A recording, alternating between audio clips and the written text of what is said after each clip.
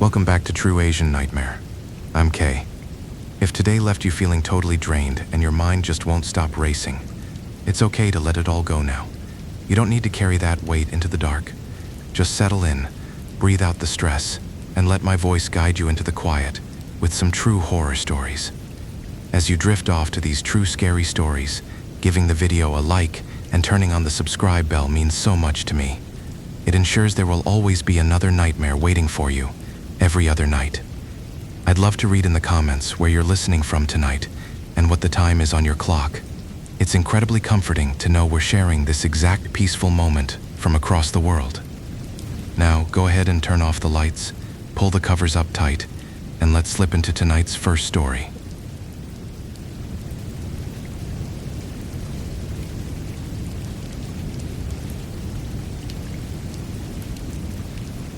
This all happened back in 2012, right around when I was 18 or 19. My girlfriend at the time, Valerie, and I were completely obsessed with traveling. We grew up in Saigon, but our hometown was way up north in Tai Bin, so we had this massive plan to do a month-long cross-country road trip. But you know how life gets in the way. We only had a week of free time, so we had to scrap the big trip and book tickets to Nha Trang instead. Worst timing ever, man. A massive storm hit right when we got there. Vinpearl, the island tours, the cable cars, everything was shut down. We were just sitting in our hotel room staring at each other, bored out of our minds. That's when we randomly decided to catch a bus to Buon Ma Thuot to visit my aunt on Lai Thuong Kiet Street, a place I hadn't been to since I was like 12.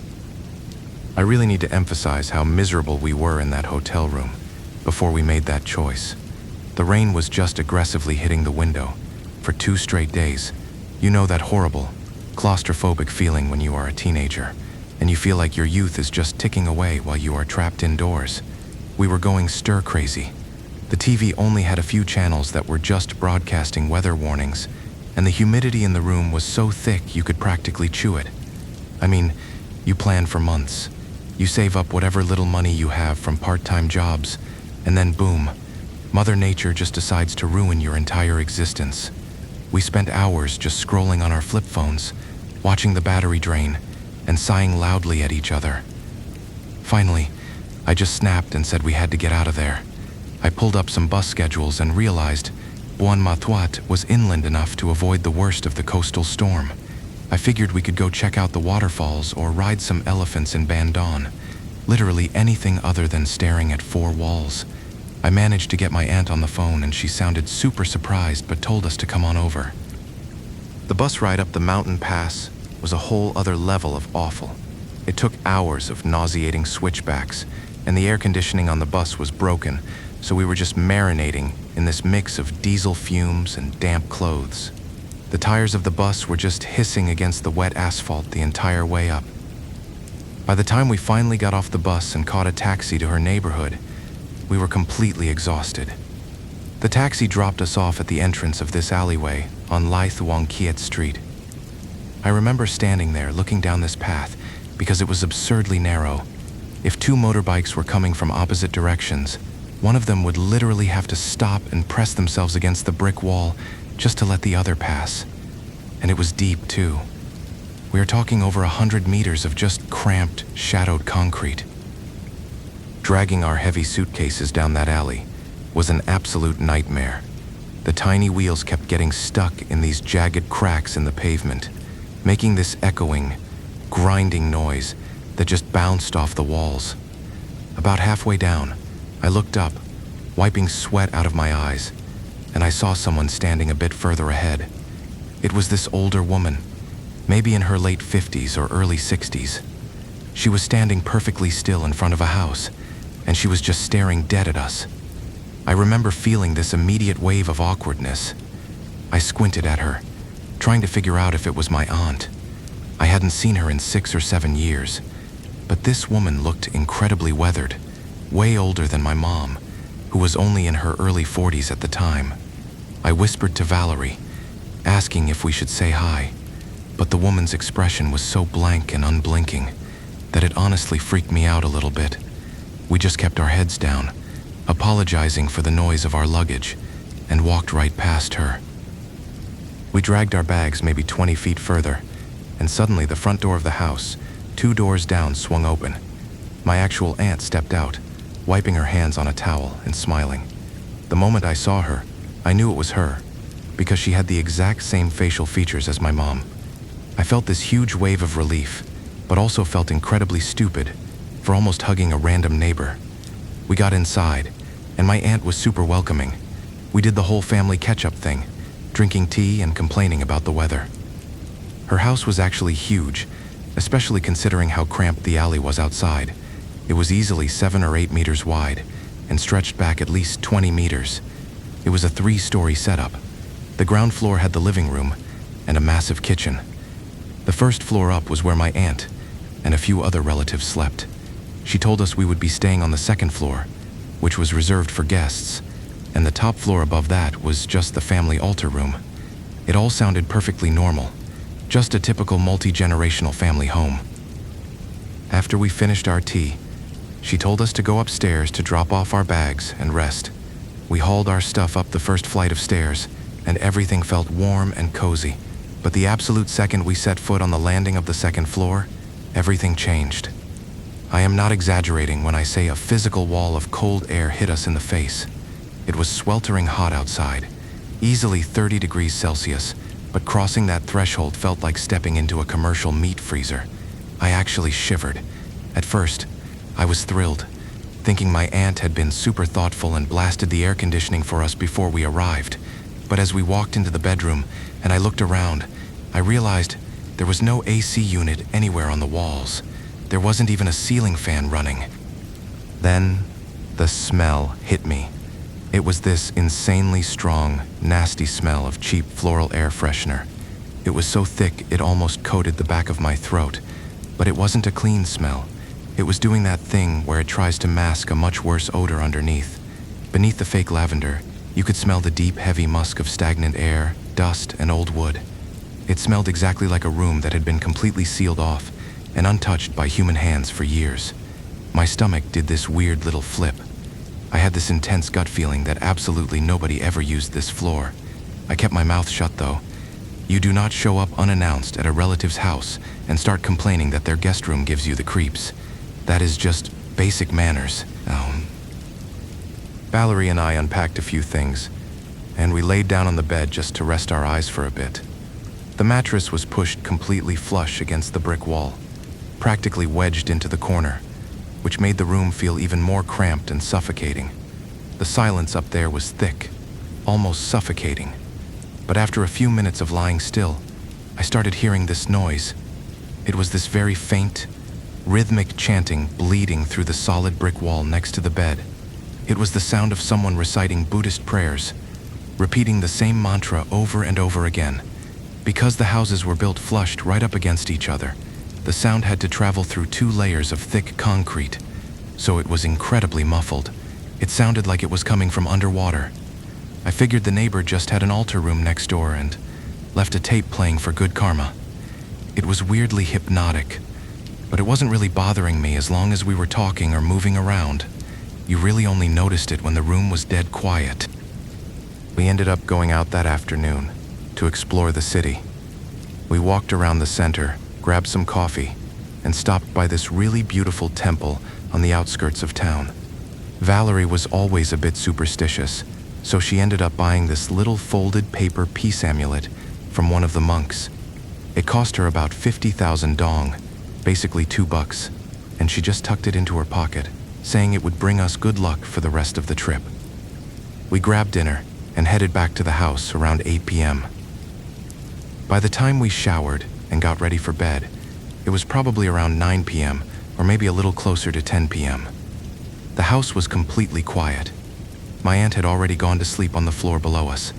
We turned off the main lights, leaving the room pitch black because there were no streetlights shining through the window.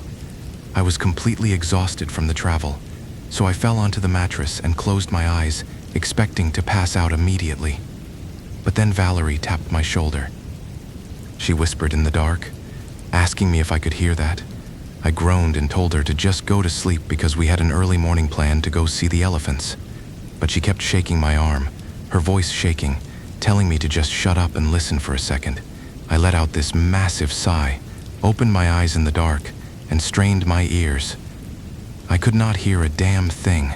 I told her the house was completely silent, but she was practically vibrating with anxiety next to me.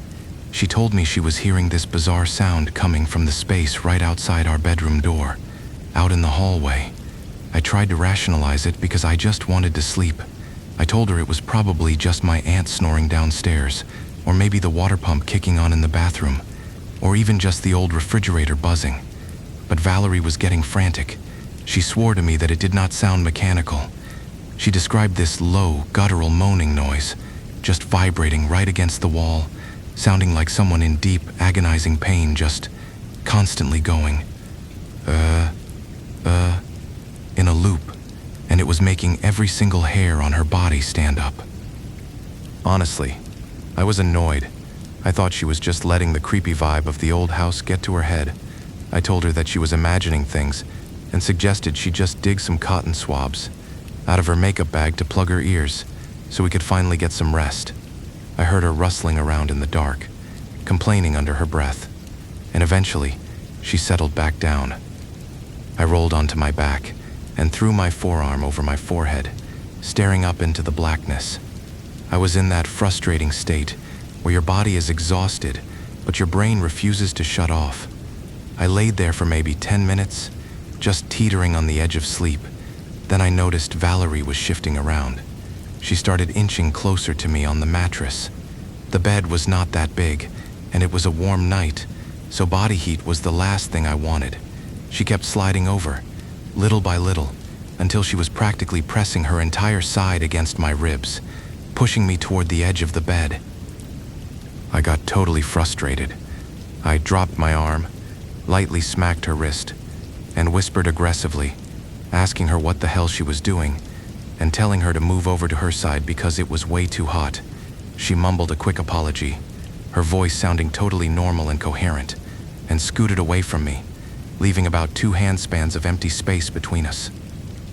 I sighed, placed my hands flat on my stomach, and closed my eyes again, thinking the drama was finally over.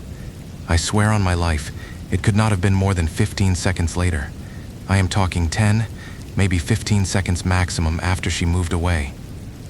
The silence was absolutely suffocating until it was shattered by Valerie screaming at the top of her lungs.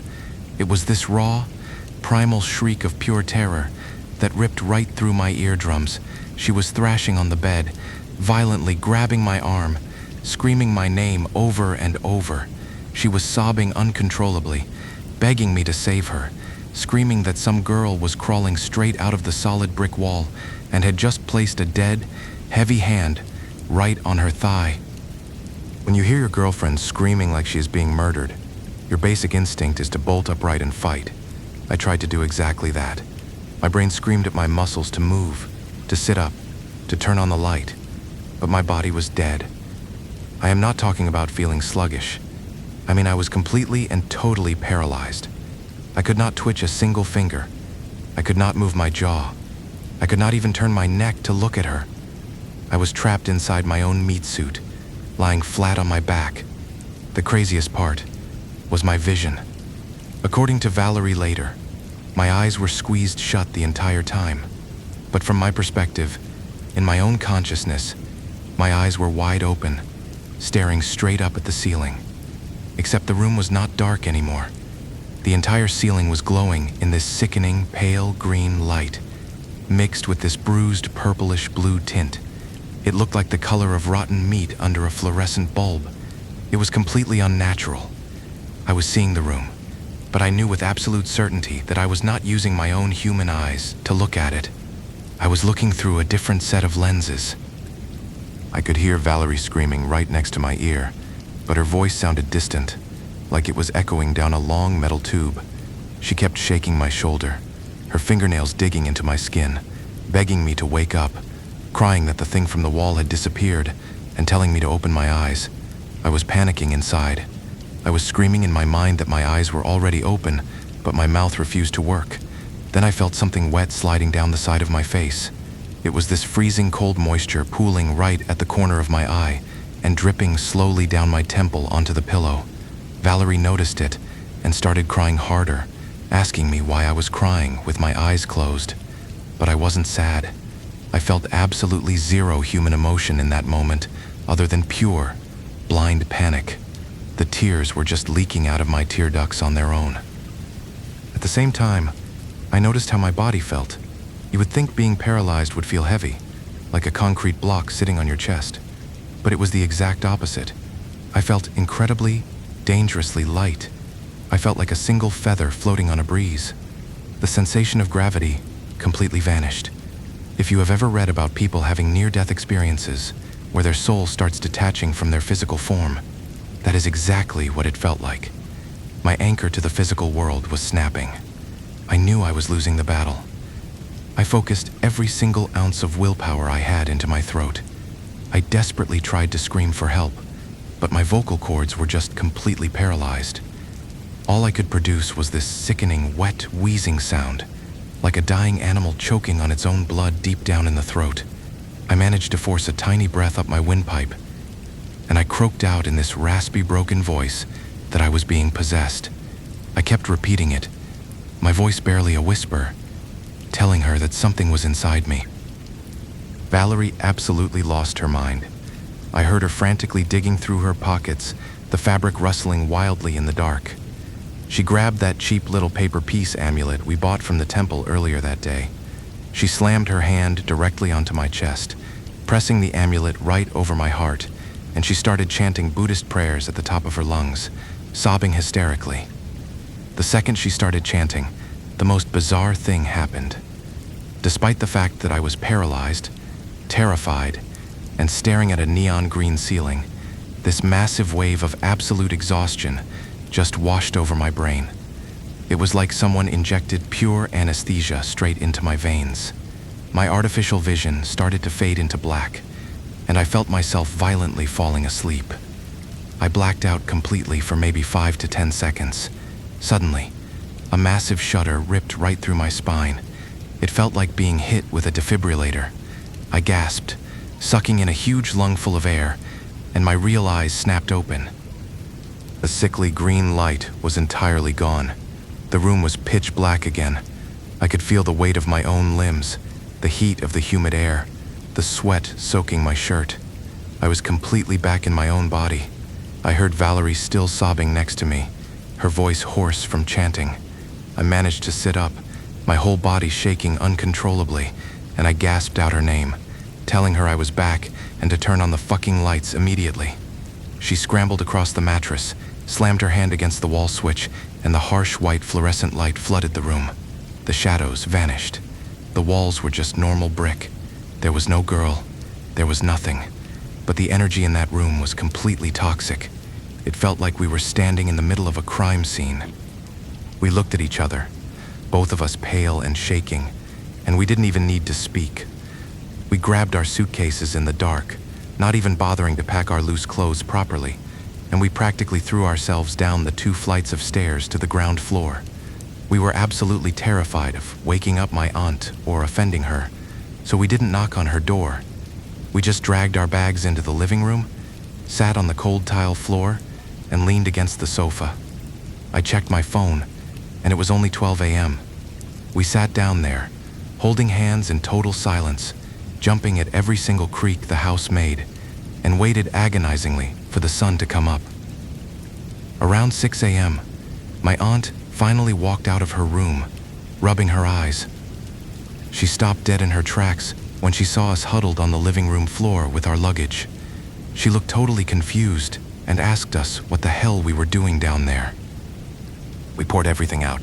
Valerie was practically in tears again, explaining the scratching, the head of hair crawling out of the wall, the hand grabbing her thigh, and me being totally paralyzed. I told her about the green room and the out-of-body feeling. My aunt just stared at us for a moment, and then she actually laughed. She waved her hand dismissively, told us we probably just had a bad dream from traveling too much, and casually walked out the front door to buy some noodles for breakfast, like we had just told her a mildly amusing joke. We felt incredibly stupid and completely invalidated. But about 2 hours later, things took a massive turn. My older uncle finally returned home from his business trip in Dalat. He walked in, dropped his bags, and happily greeted us, asking how we slept on the second floor. I was honestly hesitant to say anything after my aunt's reaction, but the trauma was too fresh. I looked him dead in the eye and told him we did not sleep at all, and I recounted the entire terrifying ordeal word for word. Unlike my aunt, his smile instantly vanished. The color completely drained from his face, and he slowly sat down on a plastic stool across from us. He looked around to make sure my aunt was in the kitchen, leaned in, and told us that we were not crazy. He admitted that when he first moved into the house a few months ago, he was the one sleeping in that exact second-floor bedroom, but he couldn't handle it. He kept waking up in the middle of the night hearing those exact same guttural groaning sounds vibrating through the walls.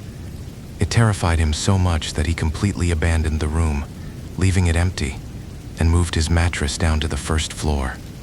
He didn't explain anything else at that moment. He just told us to stay out of that room. Since we were already there, we decided to just get out of the house and stick to our plan. We spent the entire day hanging out in Bandon, riding the elephants, and just trying to shake off the trauma.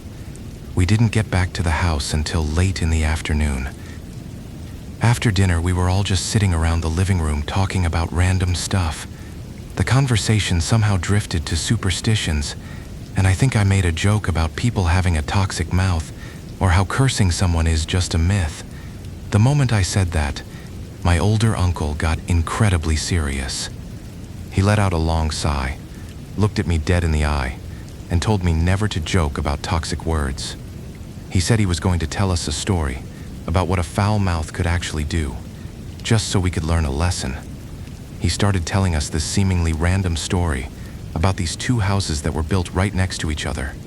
He didn't specify where they were, just that in one house, there was a 13-year-old girl who was notorious for having the most incredibly foul, toxic mouth you could imagine. She didn't just swear, she cursed like she was singing, practically rapping out the most disgusting profanities you've ever heard from a middle schooler.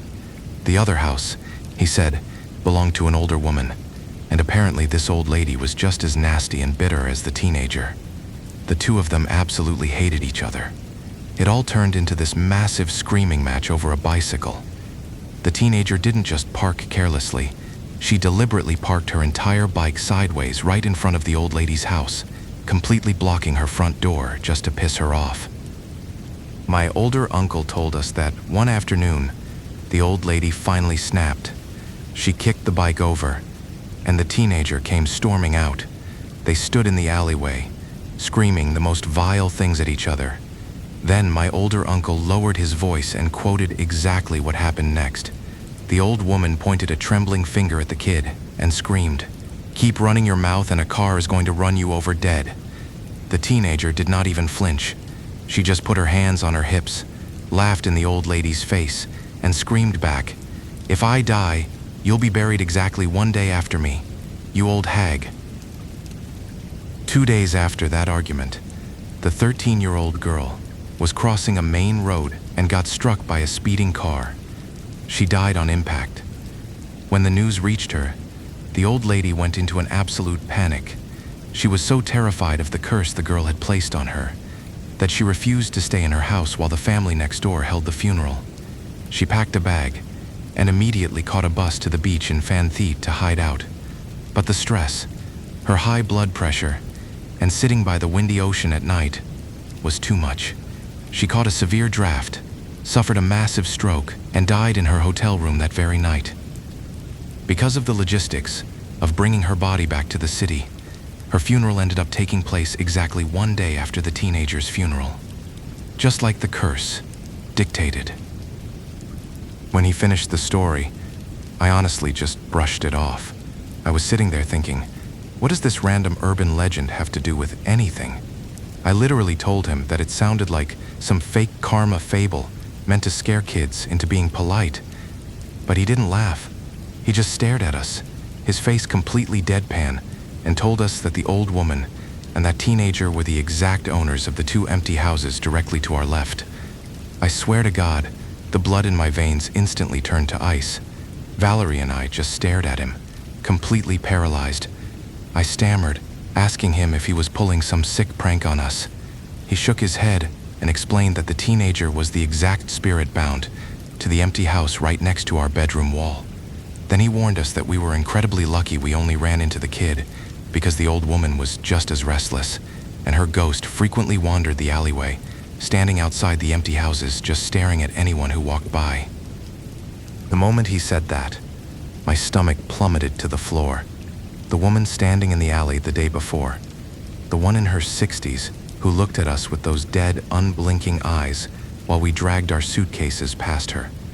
She wasn't a neighbor coming out for some fresh air. We had walked right past a ghost before we even stepped foot in the house.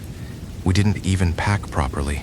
We just grabbed our stuff and caught a bus straight to Dalat for the last 3 days of our trip. But looking back at it now, the whole thing feels like this twisted butterfly effect. Think about it. If we had just gone on our cross-country trip, or if the weather in Nha Trang hadn't been a complete disaster, we never would have set foot in Buon Ma Thuat. And if that little girl hadn't been so disrespectful, or if that old lady hadn't cursed her out over a stupid parked bike, none of this would have happened. One tiny change in the timeline, and my life would be completely different. It's been exactly 10 years since 2012, and I swear to God, I haven't been back to that house once.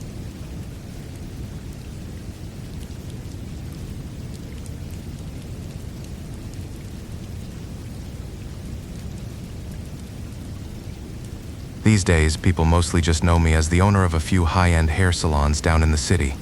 I'm pushing 40 now, and my life is pretty quiet, pretty stable. But if we rewind the clock way back to the late 2000s, like around 2007 or 2008, my life was a completely different kind of chaos. I wasn't holding a pair of scissors back then. I was gripping a cheap microphone. I was completely obsessed with becoming a singer. And I didn't go to some fancy vocal academy or get a degree in performing arts. I literally started out dragging a massive karaoke speaker around the streets with my buddies, singing for spare change from people drinking at sidewalk cafes. I was just hustling, going to hairstyling school in the mornings because my parents forced me to, and then singing for literal pennies at night. Eventually, people in the local scene told me that if I actually wanted to make it, I had to join an entertainment agency. But back then, there was no YouTube, no TikTok to just blow up overnight. You had to burn CDs of your voice and literally beg these sketchy promoters to listen to them. And the hierarchy of singers back then was absolutely brutal. You didn't just get to step onto a massive stage in the city.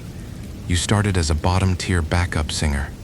Your job was basically to go to rural pagodas, local community fairs, and run-down amusement parks, and just sing your lungs out to warm up the crowd before anyone famous actually showed up.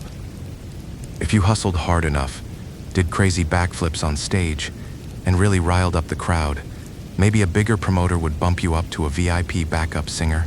That just meant you were guaranteed a time slot and could sing like 7 or 8 songs without getting kicked off. From there, you might make it to standard fare singer, then maybe tea houses. And if you had enough scandalous rumors written about you in the tabloids, you might finally become a B-list or A-list celebrity. It was a vicious climb, and I spent 2 agonizing years just trying to claw my way up from the absolute bottom. By early 2010, I had finally built up a tiny bit of a reputation. I was getting invited to sing at these incredibly remote provincial fairs, places deep in the rubber plantations, like out in Tay Ninh or Dak Nong or Bin Phuc. The crazy part is, they didn't cover your expenses. I would ride my beat-up motorbike for hours in the rain, pay for my own cheap, sparkly stage outfits, just to get paid maybe 500,000 to 700,000 dong for the whole weekend. That's roughly 20 to 30 bucks. By the time I paid for gas and food, I was literally losing money, but I was so young and desperate for stage time that I didn't care. Then, around the summer of 2010, this one promoter pulled me aside. He told me he was putting together a multi-day fair way up in this isolated district near the border of Bin Phuoc and Dak Nong, a place called Bom Bo. He offered me a 3-day, 2-night gig. He said if I hyped the crowd up and they clapped for me, he'd extend my contract for a week, maybe even 15 days, bouncing around different fairs in the region. The pay was actually decent for a nobody like me.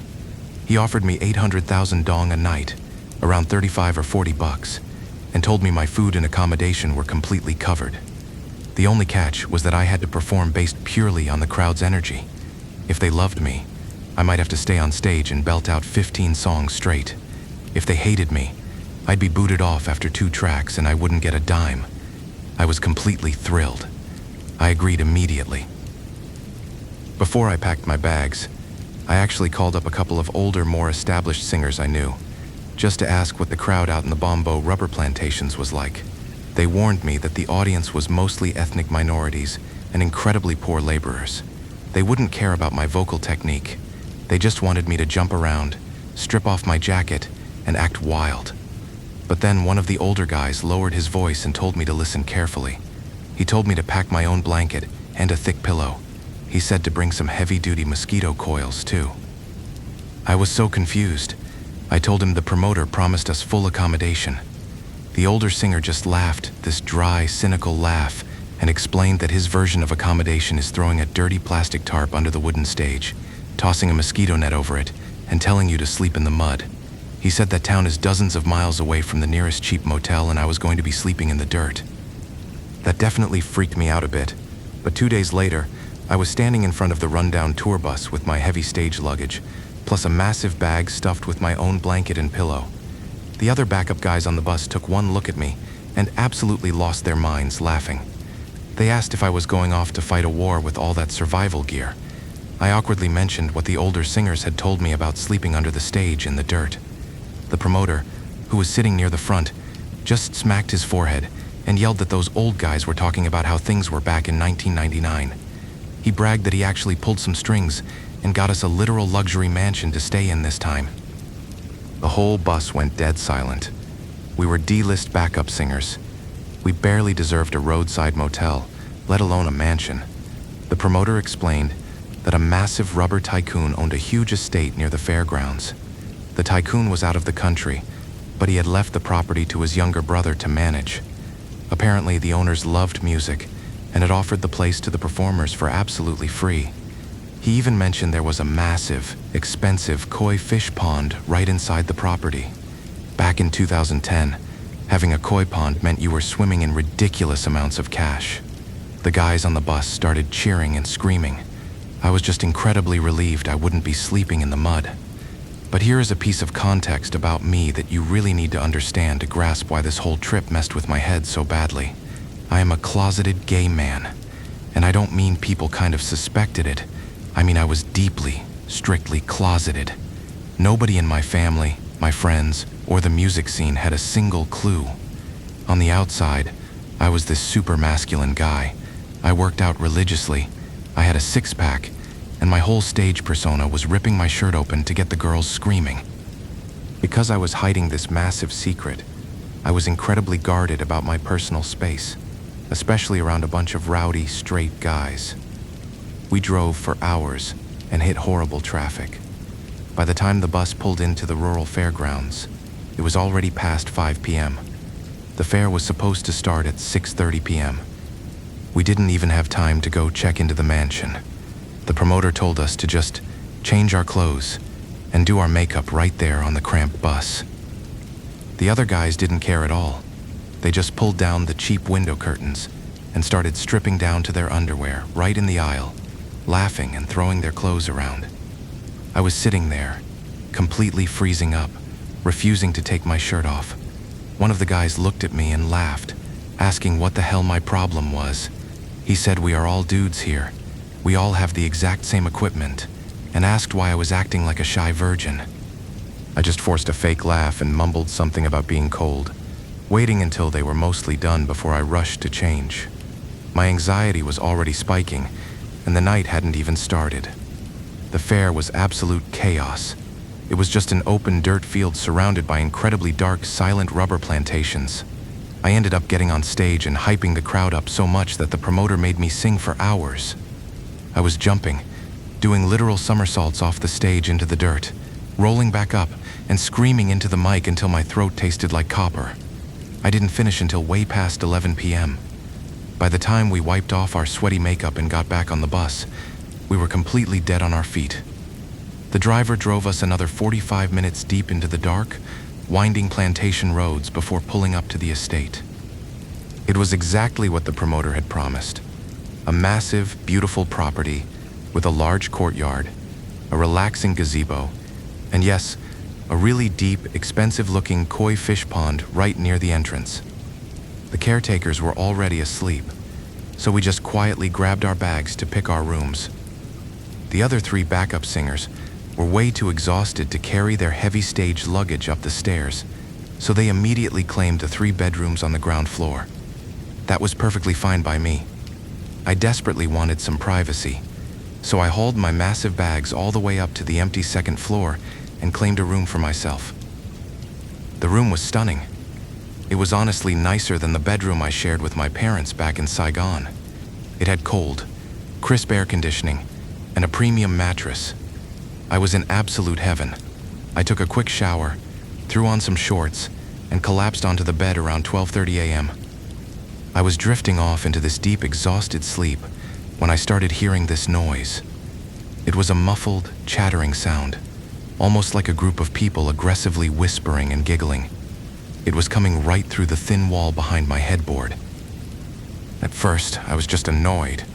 I figured my idiot friends downstairs were somehow still awake, maybe joking around and throwing things against the walls. But as the sound got slightly louder, I realized the voices weren't coming from downstairs. They were coming from the room right next to mine, and I distinctly heard the voice of a young girl. I was instantly confused. I knew for a fact there wasn't a single female singer on our tour bus. Female performers rarely took these deep province gigs back then because it was considered too dangerous and sketchy for them. So who the hell was talking?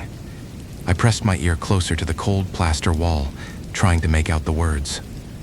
I could hear the girl whining defensively, sobbing that her parents didn't understand her at all, and questioning why they always cursed at her just for wanting to watch the singers. Immediately, an older, furious woman's voice cut her off, absolutely screaming that those performers were home-wrecking garbage who slept around, had multiple wives, and were absolute lowlifes. The girl cried back that she just liked hearing them sing and wasn't trying to marry them, but then a heavier male voice shut it down entirely. He yelled that she had a fortune waiting for her, so she was gonna stay home, manage the family business, and be done with this nonsense. Then I heard it, this sharp, sickening physical smack. Someone had just slapped the girl straight across the face. The girl let out this heavy, guttural sob, and I heard the sound of furniture scraping and things crashing to the floor. I pulled my head back from the wall, my eyes wide open in the dark. I realized the room next door must be the master bedroom where the caretakers slept, but it made absolutely zero sense. The promoter had explicitly told us that the owners of this house loved entertainers and were happy to host us, so why was I listening to them violently beat their daughter while screaming that singers were absolute garbage? I felt this deep knot of guilt in my stomach. I assumed the girl must have snuck out to the fair earlier that night to watch us perform, and she was getting beaten because of it. I wanted to help, but I was just a broke backup singer staying here for free. I had no right to intervene in their family drama. I tried to ignore it. I pulled my thick pillow over my head and tried to force myself to sleep. But maybe 20 minutes later, the muffled crying moved out of the room. I heard the unmistakable sound of footsteps out in the hallway. The silence was absolutely suffocating until I heard this slow, deliberate slap, slap, slap of bare feet or slippers dragging across the wooden floor, accompanied by these sharp, breathless hiccups of someone trying to hold back their tears. The footsteps paced right past my bedroom door. I couldn't take it anymore. My conscience was eating at me. I thought maybe I could just poke my head out, offer her a tissue, or just show some sympathy. I quietly got out of bed, tiptoed to the door, and slowly pulled the handle, opening it just a tiny crack. The hallway was incredibly dark, illuminated only by a sliver of moonlight from a tall window. About 15 feet away, walking toward the top of the stairs, was the girl. She had her back to me. She was wearing a baggy set of polka dot pajamas, and her long, straight black hair hung loosely down her back. But the one detail that caught my eye in the dim light was her shoes. She was wearing these bright, fluffy yellow indoor slippers. I watched her slowly descend the stairs, the soft sound of the yellow slippers fading down to the ground floor. I let out a heavy breath, quietly locked my door, and went back to bed. I figured she probably had a bedroom downstairs or was going to sleep on the living room couch to get away from her toxic parents. The next morning, I woke up around 11 a.m. My throat was raw from the dust, and my muscles were completely shot. I dragged myself downstairs to the kitchen, where the other guys were already eating lunch. The older guy and his wife were bustling around the stove, and they were acting like absolute angels. The wife came rushing over, pouring me a glass of iced tea, asking if I slept well, and offering to go to the market to buy whatever snacks we wanted. I sat there staring at her, feeling a mix of confusion and pure disgust. I was looking at this sweet, smiling woman, knowing that just a few hours ago, she had been violently screaming and slapping her daughter over some music. I decided to test the waters. I put on a fake, polite smile and thanked her, then casually asked if they had a daughter, because I thought I heard someone walking around last night. The wife paused, her smile freezing for a split second before she laughed and said yes, they do have a young girl, but she claimed they actually sent her away a few weeks ago to stay with her grandmother deep in the rubber plantations for her summer break. I just nodded and took a sip of my tea. In my head, I was thinking it was absolute crap. I figured they were just trying to save face and hide the fact that they were locking their kid up to keep her away from us. I mentally labeled them as two-faced monsters and spent the rest of the day completely avoiding them. That second night at the fair was even more exhausting. I gave it 110%, doing my stupid stage stunts and screaming the lyrics until I was dizzy. By the time we got back to the mansion, it was almost midnight again. I was so numb with fatigue that I didn't even bother showering right away. I just collapsed onto the mattress. Around 1 a.m., right on schedule, the exact same argument started through the wall. It was literally identical to the night before. The exact same words. The mother screaming about singers being homewreckers. The girl crying that she just liked the music. The dad yelling about the family business. The loud, violent slap. The sound of things crashing. I sat up in bed, rubbing my temples. I was too tired to be empathetic. I was just annoyed. But then, the crying moved into the hallway again. The footsteps paced right past my door, heading for the stairs. This time, I was fed up. I decided I was going to follow her down and actually say something. I didn't care if I got kicked out. The girl needed someone to talk to. I opened my door and stepped out into the dark hallway. I watched her, the exact same polka dot pajamas, the exact same yellow slippers, slowly walking down the stairs. I kept my distance, staying about 30 feet behind her, trying to figure out how to approach her without scaring her. She walked past the living room and stepped out the front doors toward the courtyard. I crept down the stairs and peeked out from the doorway. She walked straight over to the massive koi fish pond and sat down on one of the large decorative rocks at the edge. I stood in the shadows, watching her. She was still softly crying. She leaned forward and dipped her hand into the dark, still water, slowly swirling her pale fingers around. Now, I need you to understand something very specific about koi fish. Those things are essentially water vacuums. They are incredibly greedy and completely unafraid of humans. In literally any koi pond in the world, if you hold your hand near the surface, a dozen massive fish will violently swarm over each other, thinking you have food. They will suck on your fingers and splash water everywhere. But as I stood there watching this girl stir the water, the pond was completely silent. I squinted into the darkness and realized that the massive school of koi fish, dozens of them, were huddled tightly together on the absolute farthest edge of the pond. They were swimming in panicked, tight circles, completely avoiding her. They were acting like whatever was sitting on that rock wasn't dropping food. They were acting like it was a predator. A sudden, aggressive chill shot straight up my spine. The hairs on my arms stood completely on end. My brain hadn't fully processed the paranormal aspect yet, but my body knew something was deeply, fundamentally wrong. I didn't step forward to comfort her. I didn't say a word. I slowly backed away into the dark living room, turned around, and quietly bolted back up the stairs to my room.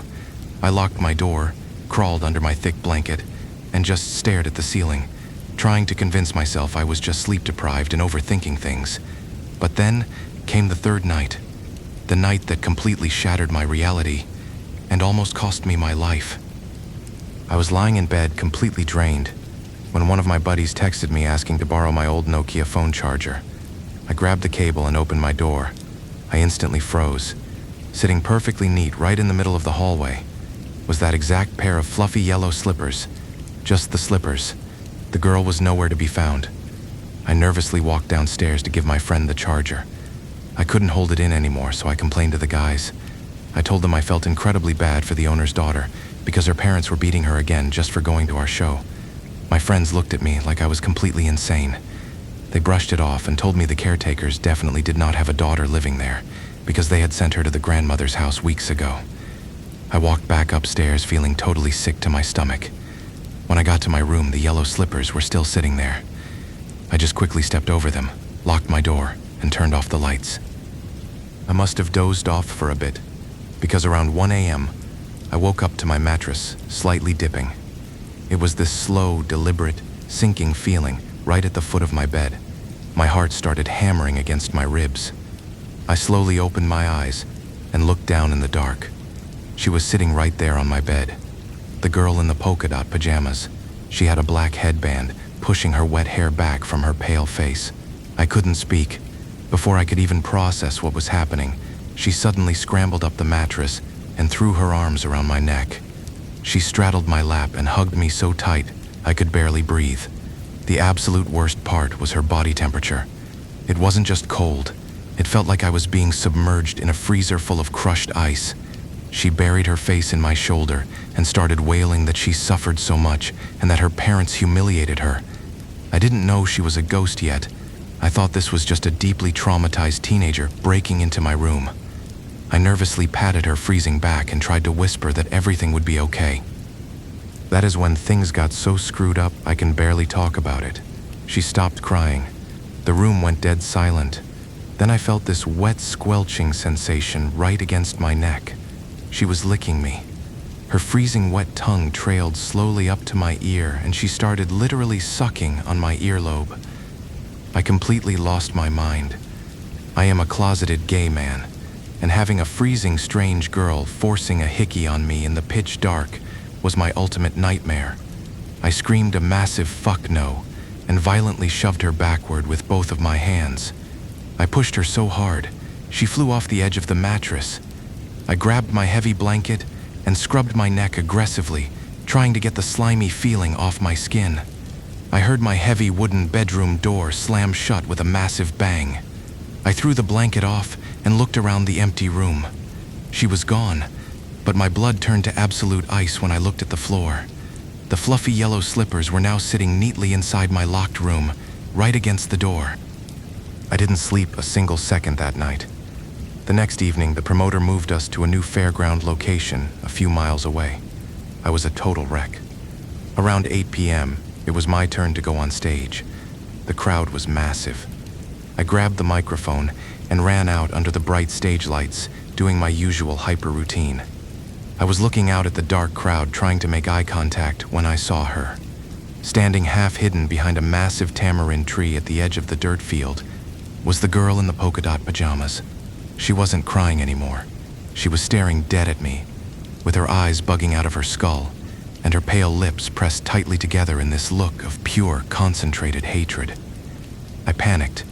I completely lost the rhythm of the music. I sang the wrong lyrics, tripped over the microphone wire, and crashed hard onto the dirty wooden stage right in front of hundreds of people.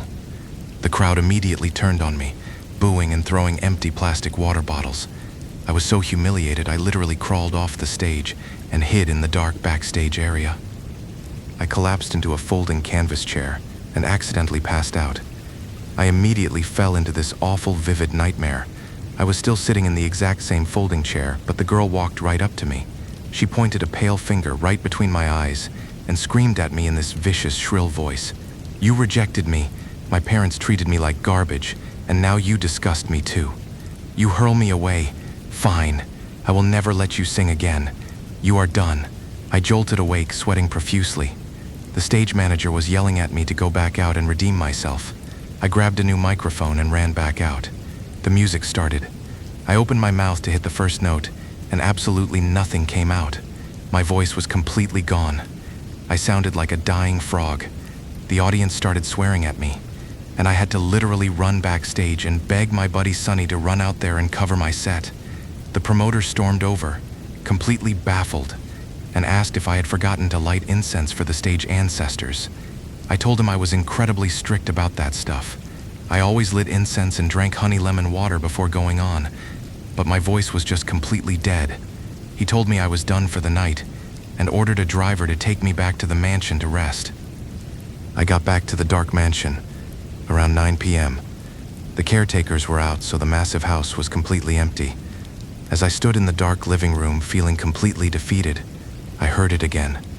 The silence in the house was absolutely suffocating until I heard this slow, deliberate dragging sound of bare feet across the floor, mixed with heavy sobbing, coming straight from the stairs.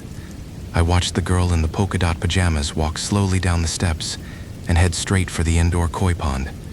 I was so tired of this hallucination, or whatever it was, that I just stood there watching her.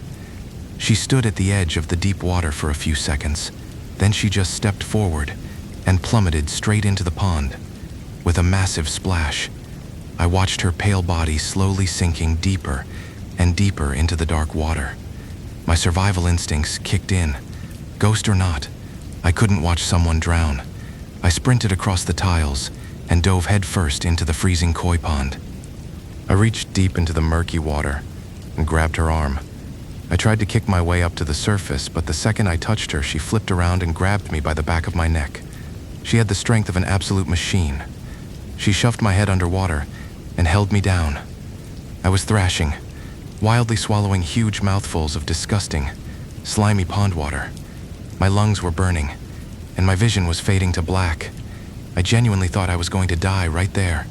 Suddenly, a pair of strong hands grabbed my collar and violently yanked me out of the water. It was the older guy and his wife. They had just gotten home. The man started screaming at me for swimming in his expensive fish pond. I was coughing up water and hysterically pointing at the pond, yelling that their daughter had just tried to drown me. They went completely silent. The wife's face turned white. The man sighed heavily and told me to go take a warm shower, and then they would explain everything. I went up to the bathroom shivering and terrified. After I washed the dead water off me, I tried to open the bathroom door, but it was jammed. Someone was pushing it from the outside. I heard her voice right on the other side of the thin wood, crying that her mom and dad just didn't understand her. I was done playing games. I threw my entire body weight against the door. The door busted open, and I went flying out into the hallway. The hallway was empty, but sitting perfectly neat right in front of my face was that same pair of yellow slippers. I walked downstairs, and the caretakers finally told me the horrifying truth. The girl I kept seeing wasn't their daughter. It was their niece, Olivia. She was the actual daughter of the wealthy owners. They explained that the owners had struggled with infertility and didn't have Olivia until they were in their mid-40s. Because of that, she was born with some severe developmental issues. She was heavily autistic, incredibly prone to violent outbursts, and obsessively in love with celebrity culture. Her parents were incredibly strict and constantly verbally abused her, calling her a worthless failure for loving singers. One night, after a brutal argument at 1 a.m., Olivia walked downstairs and threw herself into that exact koi pond. She drowned silently in the dark. Her parents were so consumed by guilt and terrorized by her angry ghost crying in the house that less than 100 days later, they both went into the backyard and hanged themselves from a rubber tree. They didn't just hang themselves out of nowhere. They left a suicide note explaining that they kept hearing Olivia crying from the afterlife every single night, telling them it was freezing cold down there and that she was being bullied by other spirits. Her parents wrote that they had to go down there to protect their little girl. The caretakers were just relatives brought in to manage the cursed estates. They also admitted the real reason they lied about sending their own young daughter away to her grandmother's house. It wasn't just for a summer break. Their first-grade daughter had been crying hysterically every night, saying that Sister Olivia kept appearing at the foot of her bed, asking her to go down to the pond to play. I was shaking uncontrollably. I walked straight into Olivia's old bedroom, which the aunt had turned into a creepy shrine. Her walls were covered in posters. Her polka-dot pajamas and yellow slippers were sitting right there on the floor.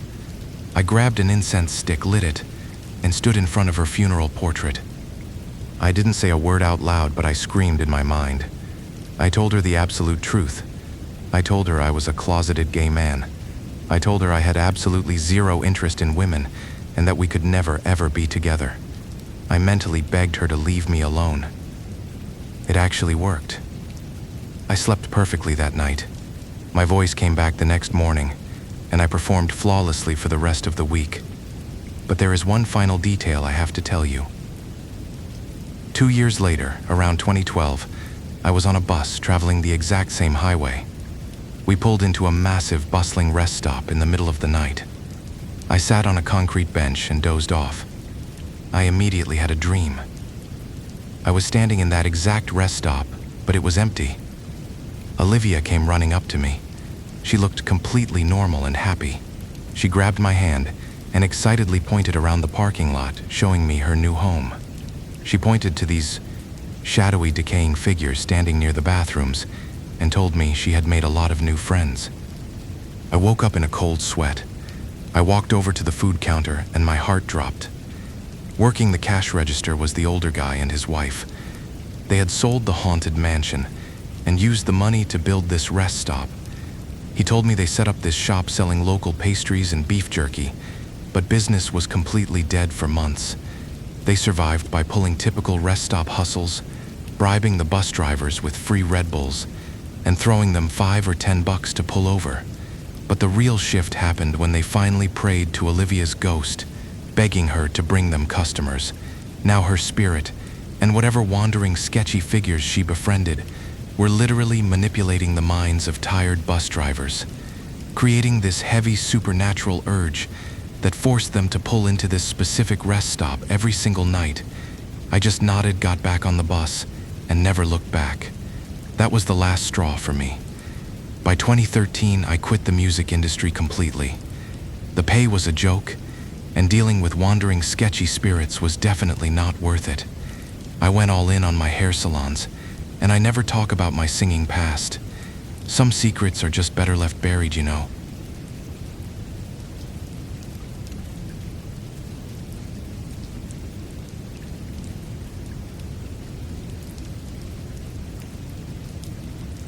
I was born and raised in Saigon, but my dad's side of the family was from this deep, rural part of Tre Vinh down south.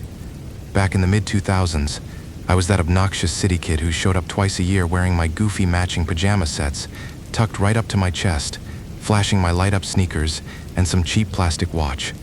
The local kids lived across this wide concrete bridge from my grandpa's house, and honestly, they couldn't stand me. The only reason those guys even let me hang around was because my strict-ass uncle threatened to smack them if they left me out. To really paint a picture for you, you need to understand the layout of my grandpa's village in the Kanglong district. The area was split right down the middle by this massive, sluggish river that had to be at least 40 meters across. The side of the river where my family lived was practically a retirement zone. It was just old folks chewing betel nut and babies who could barely walk. There was literally nobody my age around. If I wanted to find anyone to play with, I had to walk out of our front gate, take a left down this long dirt path, past 3 or 4 properties that were spaced really far apart, and head straight for Mrs. Sloane's corner store. Right next to her property was this long concrete bridge that connected our side of the river to the other side, which was where all the older kids actually lived. And let me tell you, crossing that bridge felt like entering enemy territory. Those country kids spent their entire lives climbing coconut trees, paddling wooden boats, and swimming in the muddy river. They were tough, resourceful, and deeply bonded. Then there was me. I would strut over that concrete bridge in my bright red superhero shirts, completely oblivious to how ridiculous I looked, just waiting to brag about the paved roads and tall buildings back in Saigon. I honestly thought they would be impressed. I thought my city status made me better than them. But kids are incredibly perceptive. They saw right through my bragging and realized I was just an insecure, spoiled brat. They actively ignored me. I would literally have to beg to join their games of marbles or tag, and they would only sigh and let me play because my uncle was a terrifying man with a booming voice who essentially bullied them into babysitting his precious nephew. This whole dynamic reached a boiling point right around the Mid-Autumn Festival. If you do not know what that is, it is this huge autumn celebration where kids parade around the neighborhood at night holding glowing lanterns. Naturally, being the spoiled kid I was, I brought the ultimate weapon of playground dominance from the city. It was a battery-powered plastic Monkey King lantern. You flipped a tiny switch on the handle, and the monkey would spin its staff around, light up in blinding neon colors, and blast this incredibly loud, repetitive electronic melody. The first night I brought it out, I was treated like absolute royalty. The local kids swarmed me. They stared at the flashing lights and the spinning plastic staff like I was holding a piece of alien technology. They kept asking me how much it cost, and I smugly told them it was probably like $3 or $4, which honestly felt like $1 million to kids living in that rural area back then. I was riding so high on that attention. I went to bed that night thinking I had finally bought their respect. But that respect did not even last 24 hours. By the very next evening, they got completely bored of my stupid plastic toy. When I proudly marched across the bridge to show it off again, the kids just rolled their eyes. They had brought out their own lanterns for the festival, and that is when I realized how badly I had miscalculated. Their lanterns were not bought from some sterile store. They had made them by hand. They didn't just use tin cans, either. I remember watching them sit in a circle on the dirt, proving how incredibly crafty they were. They were making these big star-shaped lanterns out of colored cellophane, those spinning paper carousels that turned from the heat of the candle, and they even had older folks showing them how to weave these really intricate, beautiful lanterns entirely out of folded coconut leaves.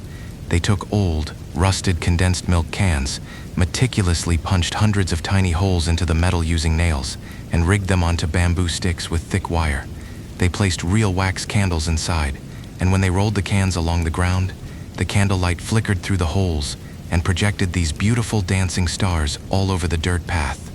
It was pure magic. They looked at my plastic toy and told me it was just a piece of noisy garbage. They proudly bragged that even though they were poor, they actually knew how to build things with their own two hands, while I was just a useless city boy who could only buy things. That insult absolutely shattered my fragile little ego. I was so incredibly embarrassed. I desperately tried to bargain with them. I offered to permanently trade my expensive Monkey King lantern if they would just sit down and teach me how to make a tin can lantern. They just laughed in my face. They told me there was no point in trading because my uncle would just track them down and force them to give the toy back the next day anyway. They told me to go home. I was so angry and humiliated that I came up with what I thought was a genius master plan. I decided that the next evening I would secretly leave my plastic lantern at home. I would walk over the bridge completely empty-handed, put on a sad face, and lie to them. I would say I accidentally dropped my lantern into the river and lost it forever. I figured if they felt sorry enough for me, they would finally teach me how to make one. So the next evening, I left the house alone. I remember glancing at the clock on the wall before I left, and it was exactly 7:14 p.m. My parents had an incredibly strict curfew for me, demanding I be inside by 8, so I was speed walking down the dirt path to make sure I had enough time to execute my plan. I made it to the concrete bridge and stopped right in the middle of it. The countryside at night was a completely different world from Saigon. There were no streetlights, no traffic noises, just the deafening hum of cicadas and the thick smell of river mud.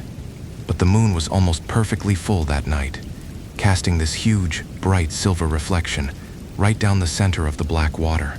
Because I was feeling so sorry for myself, I was leaning over the railing, with my head hanging down, just staring blankly at the water below. That is when I noticed something breaking the surface tension of the river. It was this small object slowly drifting downstream, perfectly cutting through the reflection of the moon. I squinted, leaning further over the concrete railing to get a better look. It was a little boat, It was beautifully folded out of this thick, glossy blue paper, and right in the center of the boat, sitting perfectly upright, was a lit wax candle. The small orange flame was flickering gently in the evening breeze, illuminating the dark blue folds of the paper. My 8-year-old brain instantly connected the dots in the most selfish, illogical way possible. I assumed one of the local kids had tried to build a floating paper lantern and accidentally let it get swept away by the current. It looked so cool. I immediately thought that if I could fish that little boat out of the water, I could tie a piece of string to it, attach it to a bamboo stick, and carry it into the village, claiming I built it myself. It was the perfect prop for my lie. I did not even hesitate. I turned away from the railing and sprinted back toward Mrs. Sloane's corner store. Her shop was already shuttered for the night, but I knew she kept her supplies leaning against the side of her house. I ran over to the side wall and grabbed this massive wooden pole. Actually, I do not think it was just a regular pole. I think it was one of those heavy, thick bamboo rods they used to manually roll down the metal security shutters. It had to be at least 10 or 12 feet long. I grabbed it with both hands and dragged it behind me as I rushed toward the riverbank. The shoreline right next to the bridge was not a steep cliff. It was this gentle, muddy slope that slowly descended into the water, almost like a really dirty beach. I carefully walked down the slippery mud until the toes of my light-up shoes were just inches away from the dark water. The paper boat was drifting closer. I extended the heavy bamboo pole, struggling to keep it steady with my scrawny arms, and gently reached out toward the water. I held my breath, terrified that I might accidentally tip the boat over and extinguish the candle.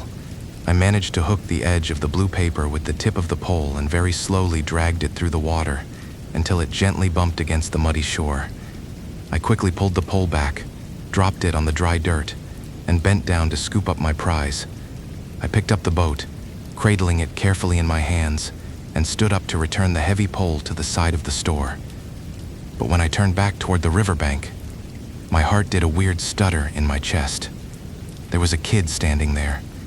He was standing right at the edge of the water, barely 5 feet away from me. He was small, probably exactly my height, with this dark, sun-baked skin that was very common among the local Khmer communities in the area. But the detail that immediately made the hair on my arms stand up was that he was completely, entirely drenched. And I do not just mean he looked like he had gone for a swim. Water was violently pouring down from the very top of his head, cascading over his face, soaking his clothes, and pooling into the mud around his bare feet. It was flowing in thick, heavy sheets, almost as if an invisible bucket of water was being continuously dumped over him. But I was a spoiled city kid. I wasn't even scared at first. I was just super pissed off. I thought this local kid was trying to sneak up and steal my new lantern. I immediately puffed out my chest, aggressively stepped toward him, and yelled at him to back off. I told him I found the boat first, that it belonged to me, and that if he tried to snatch it, I would beat him senseless. I fully expected him to flinch or run away. He did step back, but his reaction was entirely wrong. He started trembling violently, his shoulders shaking, and his mouth contorted into this wide, terrified grimace like he was sobbing, but absolutely no sound came out. And then he started backing up into the river. He did not turn around to wade into the water. He kept his massive, unblinking eyes locked dead onto my face as he slowly shuffled backward down the slippery mud. The water covered his feet and went up to his ankles. He just kept retreating, his expression frozen in that silent, weeping terror. The water rose to his waist, then his chest, then his shoulders. I just stood there holding the wet paper boat, completely stunned, my mind desperately trying to process the absolute bullshit I was witnessing. He kept stepping backward until the black water reached his chin, covered his mouth, and fully submerged his wide, staring eyes. He did not stop. He sank backward until his entire face was underwater. The only thing left visible was the very top half of his forehead and his patch of curly dark hair. And then he started moving, like a submarine periscope. That tiny sliver of his head began to glide smoothly across the surface of the river. It was slicing through the dark water, leaving a perfect V-shaped ripple behind it, moving steadily and rapidly toward the opposite bank of the river. It was a 40-meter distance. He never once bobbed up for air. He never moved his arms to swim. He just effortlessly glided across the entire width of the massive river until he disappeared into the shadows on the other side.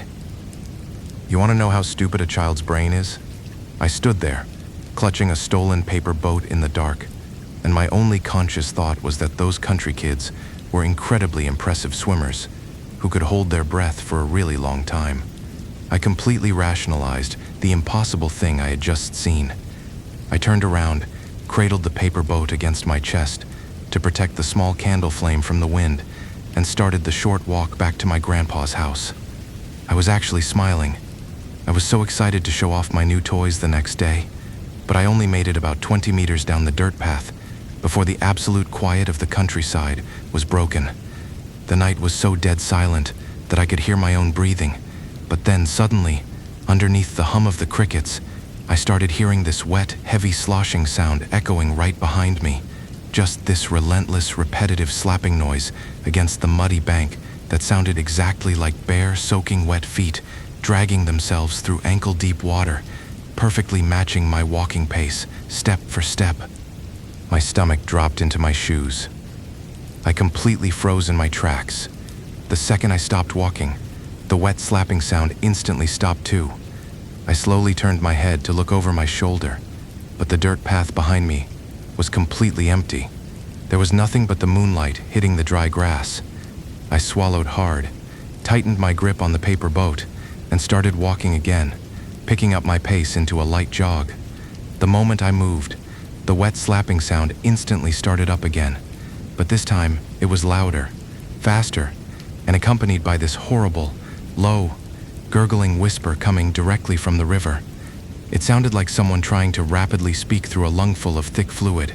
I forced myself to look away from the dirt path and peered down into the dark water running parallel to me.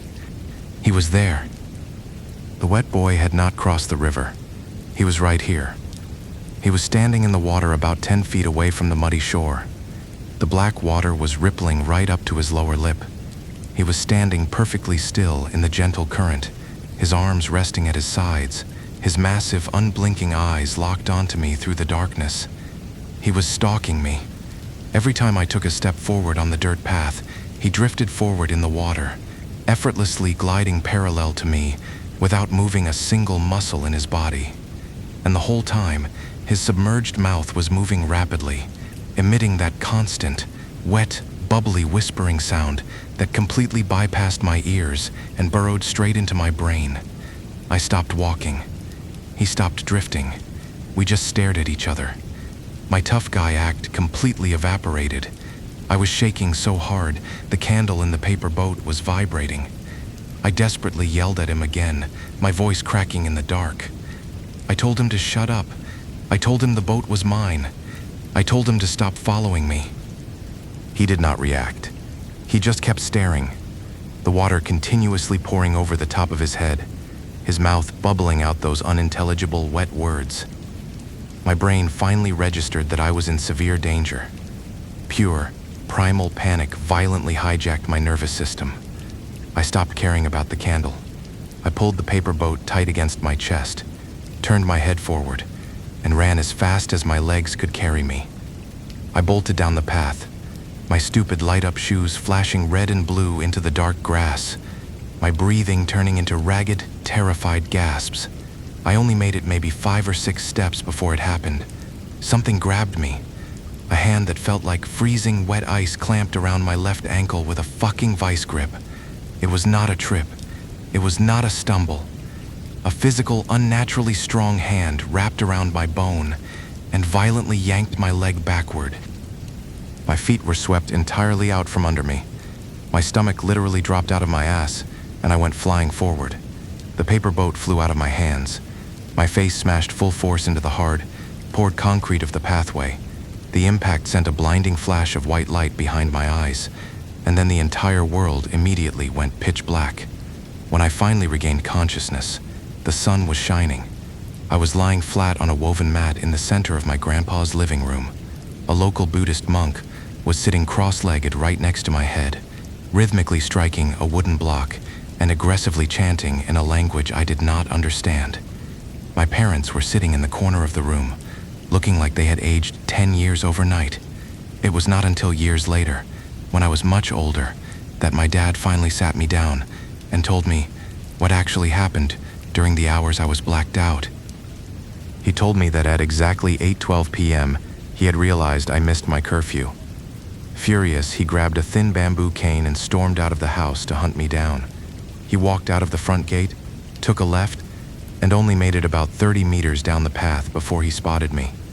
I was not lying unconscious on the path. I was squatting in the dirt, right at the very edge of the steep riverbank, shrouded in total darkness. My dad marched over, screaming my name, threatening to beat me red for ignoring curfew. He was aggressively cussing me out, yelling at the back of my head that sitting out by the damp riverbank at night was gonna let the toxic night wind get straight into my stomach and make me violently sick. He even kicked me in the backside with his foot, but he said I did not even flinch. I just stayed crouched over, making this awful, wet, tearing sound. Frustrated, my dad reached down, grabbed my shoulder, and violently spun me around to face him. He told me the sight of my face nearly stopped his heart in his chest. I was holding the torn, soggy remains of that blue paper boat in my hands, and I was aggressively shoving large chunks of it into my mouth. I was chewing on thick, plastic-coated cardboard. Because the paper was incredibly stiff and the edges were sharp, the material was completely slicing my gums to ribbons as I chewed. Bright red blood was pouring down both sides of my chin, mixing with the blue dye leaking from the wet paper, dripping all over my superhero shirt. But my dad said the most horrifying part was my eyes. My eyeballs were rolled completely backward into my skull, exposing nothing but the bloodshot whites, and I was continuously whispering out loud in a low, gurgling, watery voice that did not belong to an 8-year-old boy. When my dad started screaming in panic and shoved his fingers into my mouth to dig the bloody, soggy cardboard out of my throat, I violently clamped my teeth down on his hand. I bit him so hard I punctured his skin. He had to physically wrestle me to the dirt, screaming for my mom to come help and carry my violently thrashing body back into the house. Once they got me inside under the bright lights and managed to pry the remaining scraps of blue paper from my grip, my older relatives instantly realized the catastrophic mistake I had made.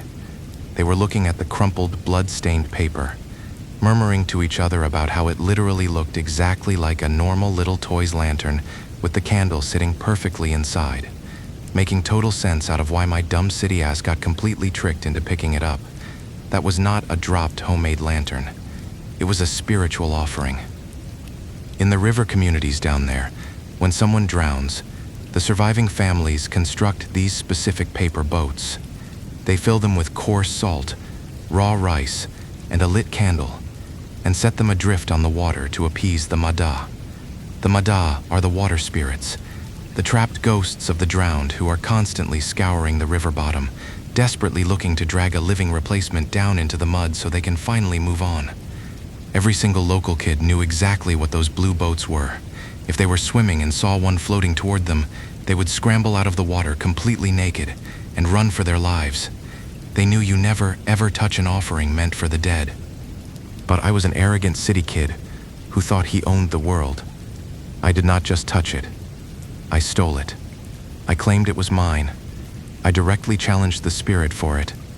Even after my family frantically bathed my unconscious body in water, boiled with pomelo leaves to cleanse the terrible energy, the rest of the night was a living nightmare for my parents.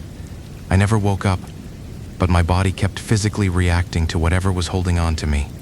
My mom sat by my bed weeping for hours because no matter how many dry towels she used to wipe my skin, my body kept continuously oozing this freezing cold moisture. It was not normal human sweat. The pores of my skin were literally weeping river water. It soaked completely through my pajamas, drenched the heavy blanket covering me, and ruined the thick mattress pad underneath my back.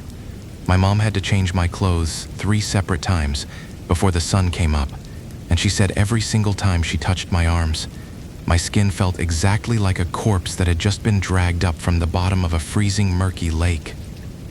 The terrifying water leakage only stopped around 5 or 6 in the morning, My parents were so completely pushed to the edge of their sanity that they sprinted all the way down to the local temple, aggressively banging their fists on the heavy wooden doors, loud enough to wake the entire neighborhood, desperately begging the monk to come save their son. He rushed over and spent over an hour, aggressively chanting directly over my face, forcing whatever had latched onto my soul to finally let go of its grip. By the time I finally woke up, my mouth was totally shredded and bleeding from chewing on that stiff cardboard, so I couldn't even eat or drink anything. My parents were so freaked out that they just bought another paper boat, left it by the riverbank as an apology, and dragged me on a bus back to Saigon right then and there, totally skipping the festival. But you know how kids are, right? A few years later, I was back to visiting that same hometown and crossing that exact same bridge like nothing ever happened, though I definitely stopped bragging about my toys after that.